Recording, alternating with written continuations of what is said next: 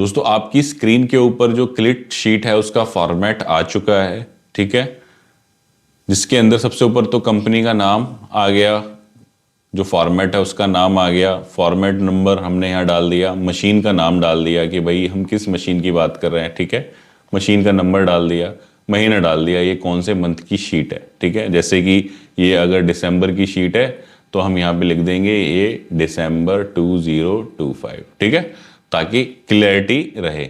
अब फॉर्मेट को समझ लेते हैं, ठीक है। तो सबसे पहले इसमें यहाँ पर हमने दिए हैं CLIT, यानी कि जो क्लिट है उसके हिसाब से पॉइंट्स को डिवाइड किया हुआ है। जो क्लीनिंग के पॉइंट है उनको डाल दिया, ठीक है। उसके बाद लुब्रिकेशन और लीकेजेस वाले पॉइंट हैं उनको डाल दिया। उसके बाद इंस्पेक्शन वाले जो पॉइंट हैं उनको डाल दिया। उसके बाद में हमने टाइटनिंग वाले जो पॉइंट्स हैं उनको हमने यहाँ पर ऐड कर दिया। क्लीनिंग से समझ लेते हैं। तो जैसे हमने क्लीनिंग में लिखा 1 2 3, इसका क्या मतलब है, आपको इमेज दिख रही है, उस पर मार्क है 1 2 3। तो आप भी ऐसे ही डिज़ाइन करके बना सकते हो। अदरवाइज आपको ये फॉर्मेट चाहिए क्लिट वाला, तो उसकी हमने नीचे डिटेल डाली हुई है। तो आपको सिर्फ क्लिट चाहिए तो आपको वो भी मिल जाएगा। और जो हमने ये 55 फॉर्मेट्स का जो वीडियो बनाया हुआ है, इसके अंदर जितने भी फॉर्मेट्स हैं, जो 55+ फॉर्मेट्स हैं, सिस्टम्स हैं, उसका भी हमने एक कोर्स बना करके अपने चैनल के ऊपर भी डाला हुआ है। और हमारा जो ऐप है AYT इंडिया अकेडमी ऐप, वहाँ पर भी आपको ये कोर्स मिल जाएगा।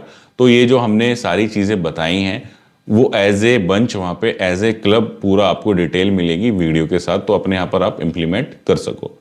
तो जैसे 1 2 3 इसके अंदर लिखा हुआ है, यहाँ पर इसके अंदर लिखा मशीन की बॉडी, ठीक है।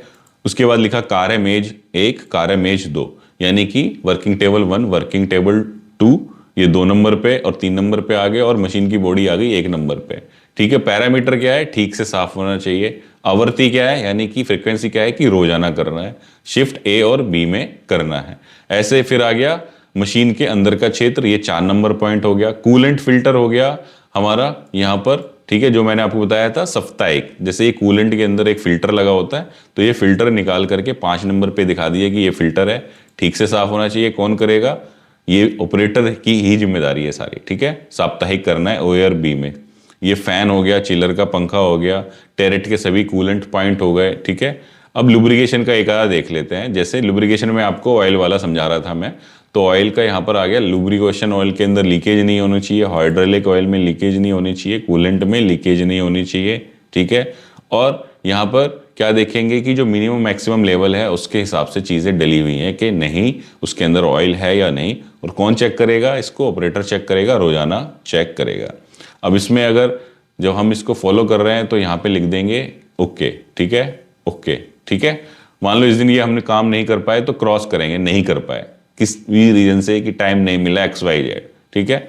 यहाँ पर हमने मशीन का अंदर का क्षेत्र साफ किया, 1 तारीख को किया, उसके बाद में 7 को किया, ऐसे करके यहाँ पर डालेंगे, ठीक है।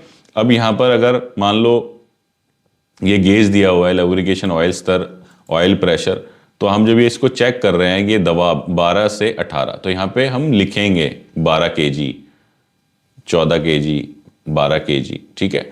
तो जहाँ पे न्यूमेरिकल है वहाँ हमने लिखना है। तो इस तरीके से ये इसको मेंटेन हमने करना है।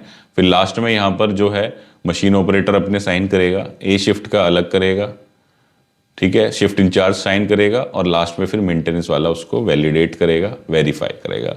और यहाँ हमने साथ ही साथ क्या किया, कुछ सुरक्षात्मक निर्देश भी दे दिए सुरक्षा संबंधित, कि जैसे ढीले कपड़े पहनकर मशीन ना चलाएं, मशीन चलाते समय निर्धारित PP अवश्य पहने, मशीन में प्रकार की आवाज, लीकेज, कोई समस्या आने पर अपने सुपरवाइजर को सूचित करें। तो इस तरीके से आप क्या कर सकते हो, अपना ये सिस्टम फॉलो कर सकते हो क्लिट कॉन्सेप्ट वाला।